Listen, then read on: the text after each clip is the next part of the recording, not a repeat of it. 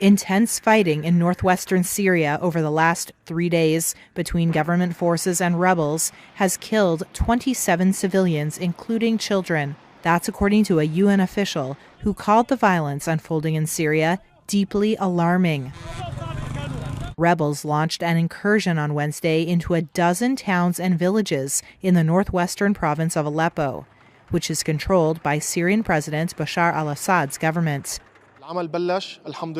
This rebel fighters said they liberated the whole western countryside of Aleppo and that these military vehicles are now in their hands. But the Syrian military said it continued to confront the attack and that it had inflicted heavy losses on the insurgents. The attack was the biggest since March of 2020, when Russia and Turkey, which supports some of the rebels in the northwest, agreed to a deal that de-escalated the conflict. Fighters said Russian and Syrian warplanes bombed the area near the border with Turkey on Thursday to try to push back an insurgent offensive that has captured territory for the first time in years.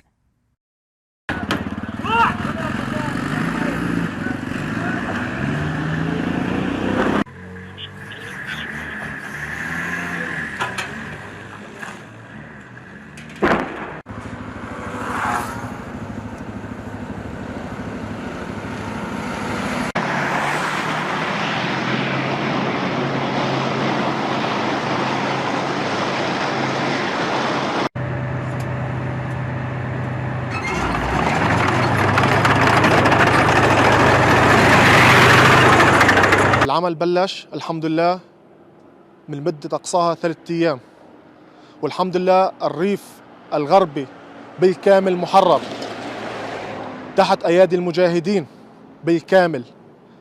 نقول لأخواننا في المحرر أنتم في أمان طالما في مجاهدين. هذه عصابات الأسد تحت أيادي المجاهدين.